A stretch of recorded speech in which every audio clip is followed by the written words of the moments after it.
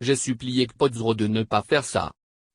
S'ils choisissaient Abeyome Kodjo, ils vont se battre, ils vont faire un combat dans un verre d'eau, mais cela ne donnera rien.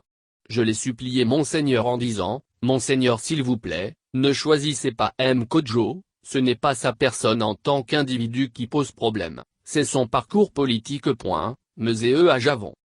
L'homme politique togolais, Mzee Ajavon sort de son silence et revient sur le choix fait par Monseigneur Philippe Fanoko Kpodzro sur Abeyome Kodjo comme candidat unique de l'opposition. Reçu dans l'émission des Douces de Pyramide FM du 8 août 2021, l'avocat et homme politique, rare depuis un certain temps sur la scène politique, crache cru, les 4 vérités pour ce qui est de sa position sur le choix d'Abeyome Kodjo par Monseigneur Kpodzro dans sa course effrénée visant à dégager un candidat unique de l'opposition pour faire face au candidat du pouvoir pour la présidentielle du 22 février 2021. Alors qu'il avait eu vent du choix en attendant son officialisation, Mzee Ajavon avait prévenu Monseigneur Kpodzro. L'avocat avait laissé entendre qu'il a déconseillé un tel choix et dit supplier le prélat de renoncer à ce choix.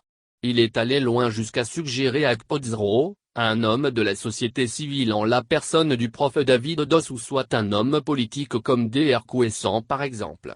Mais, Monseigneur Kpodzro n'a pas voulu et explique le choix d'Abeyome Kodjo comme étant de l'Esprit Saint. J'ai supplié Kpodzro de ne pas faire ça. S'ils choisissaient Abeyome Kodjo, ils vont se battre, ils vont faire un combat dans un verre d'eau, mais cela ne donnera rien.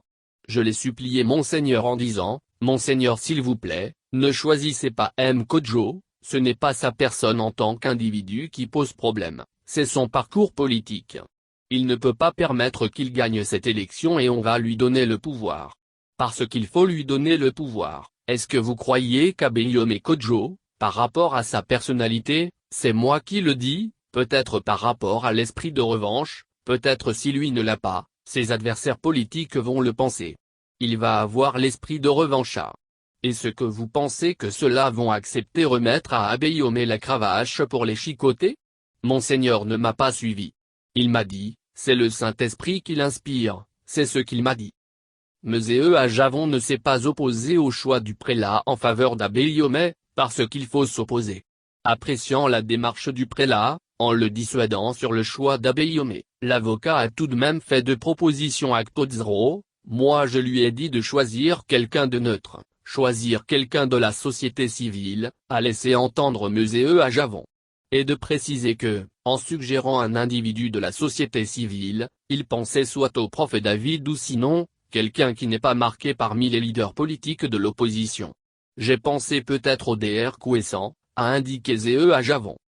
À la question de savoir s'il pensait que, parmi les 2 personnes suggérées, le pouvoir allait céder en cas de victoire, Mzee Ajavon répond, avec l'aide de la puissance dont Monseigneur Kpodzro se prévaut, le Saint-Esprit. Même si ce n'est pas exact, je ne sais pas, les Togolais sont comme ça, dès qu'on leur parle de Saint-Esprit, de quelque chose de divine, les Togolais suivent.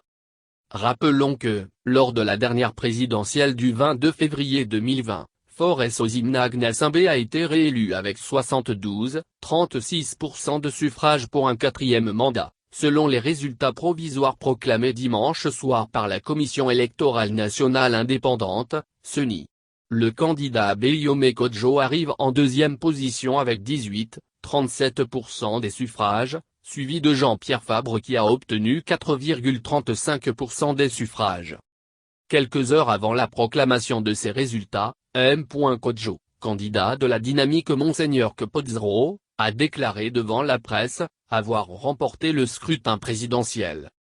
Au regard des résultats que nous avons compilés à travers les procès-verbaux en notre disposition, notre candidat a gagné l'élection présidentielle avec un score oscillant entre 57 et 61%, avait souligné M. Kodjo, avant d'ajouter, « Je suis le président démocratiquement élu, et je m'engage à former un gouvernement inclusif dans les prochains jours.